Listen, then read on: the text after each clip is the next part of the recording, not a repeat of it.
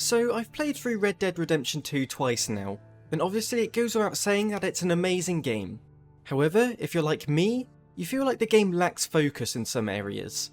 Sometimes it wants to be a linear story with a set path, and sometimes it wants to be a realistic cowboy simulator, where you've got to wash and eat and just get by day to day. And because of this, I feel the game isn't as good in areas where it couldn't decide what it wanted to be.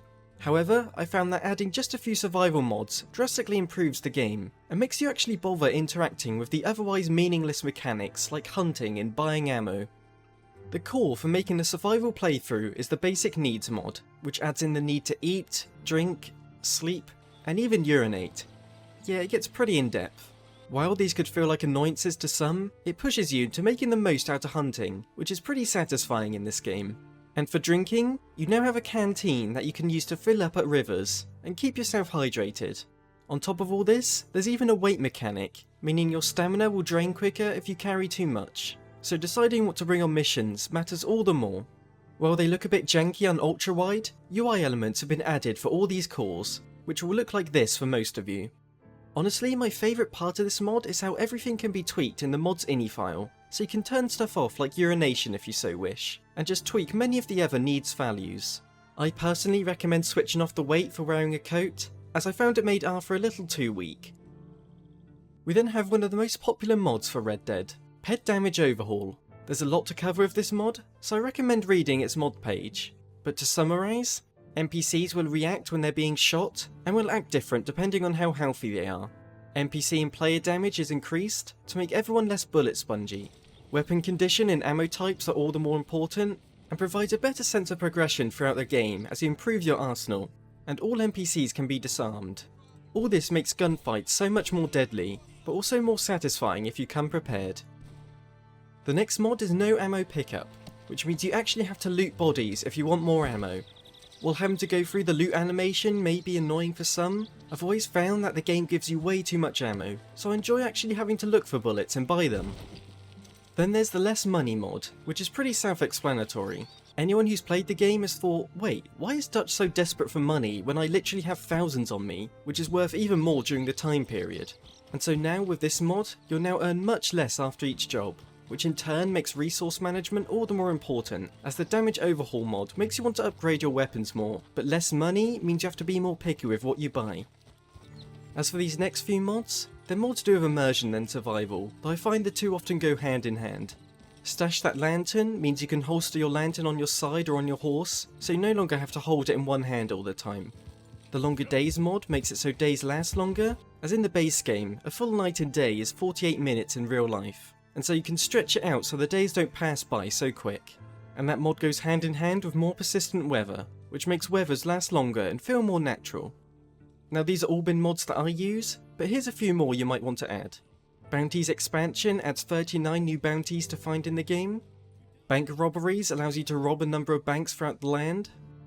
Ambient gangs adds both bad and friendly gangs roaming about. Banking, the old American art, lets you bank your money so you don't lose it when you die.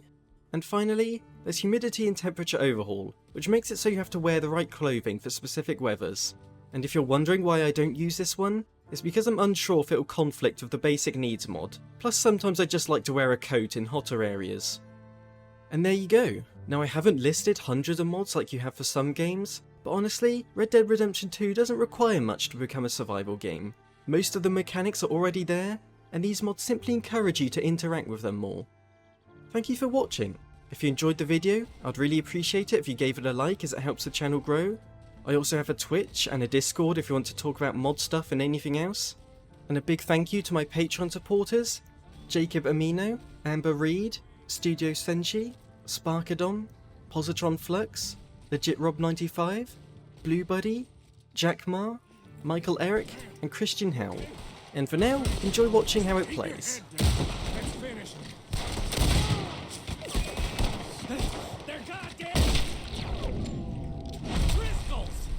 See that?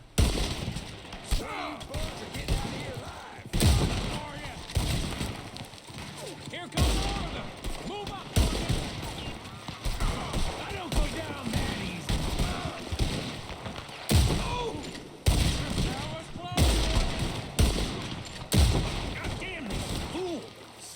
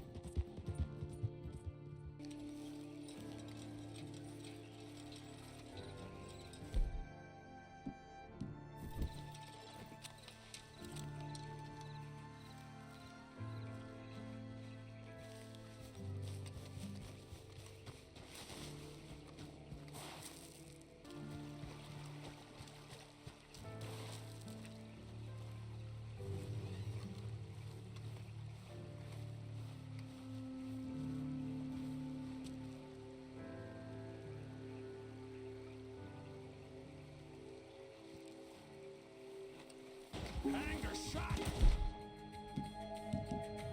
I want to see you dead.